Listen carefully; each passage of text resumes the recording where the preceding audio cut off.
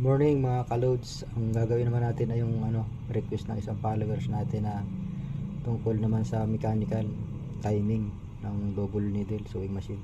So tara na, let's go. Yan, ganito siya kalapad. Papalitan natin ng 316 hanggang dito lang siya. Liitan natin yung gauge. Yan, ito yung pamalit natin. Tapos natanggalin natin lahat to. Ito yung papalit natin. Ayan na siya, natanggalin natin lahat. Ito siya. Yan, ito yung papalit. Ito naman yung ilalagay natin. Ayan siya, ilagay na natin yung needle plumb, yung karayom. So, itatiming naman natin itong dulo ng rotary hook dito sa karayom, sa kabila. So, ituro ko sa inyo yung adjustment. Yan o, diba malayo yung dalawa. Didikit natin ito dito, tsaka ito, didikit natin yan. Ituro ko sa inyo yung adjustment. Ayan, para mailapit natin yung kaliwa na karayom, yung rotary hook. Ito yung isa, lugan. Tapos dalawa, tatlo, yun, pangatlo, dalawang turno dito bago, bali apat. So luluwagan natin para mailapit natin yung timing. Yun, luluwagan na natin yung apat. So tutok-tukin lang natin ito ng ganito para dumikit sa karayom yung rotary hook. Ayun, malapit na siya.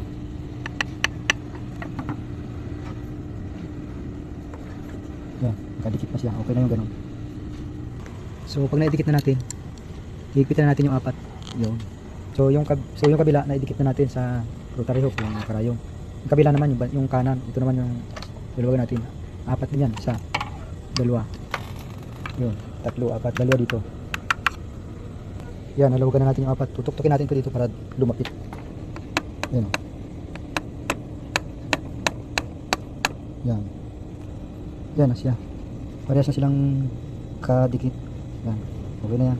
Ipitan na ulit natin yung apat. So, na-timing na natin yung sa pagdikit ng karayom at saka rotary hook. Doon naman tayo sa high at saka pagbaba. High and low. Ito naman yung screw. Tatlo yan. Iikot lang natin. Lawagan natin to. So nalawagan natin yung tatlong tornilyo.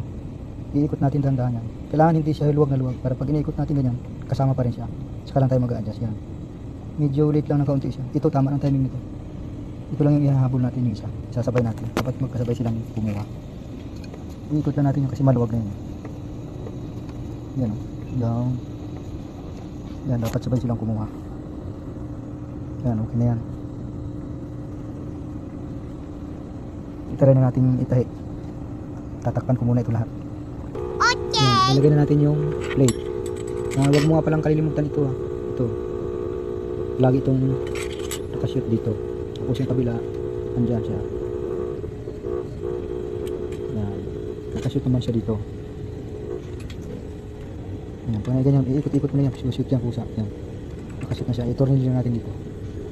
Yan. Tapos ito dapat may clearance ito dito. Pagka dadaan yung sinulit. Yan. Pagka dadaan siya, dapat may clearance siya. Nalagyan natin na konti yung clearance. Yan. Okay, dapat yun talaga yung clearance niya. Bago natin ipitan to.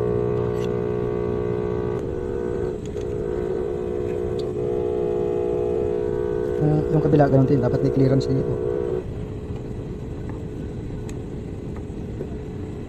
Yan. Dapat may clearance din yan. Bumubuka din siya. Yan. Naibalik na natin lahat. So, titesting natin ito yung tahi kanina. Tatahin na natin ngayon. Anong itsura ba? Yan. Ganyan na siya kaliit ngayon. Yan. Ito na lang siya. 316 yung kalagay sa gauge niya ito. 316. Tapos itong isa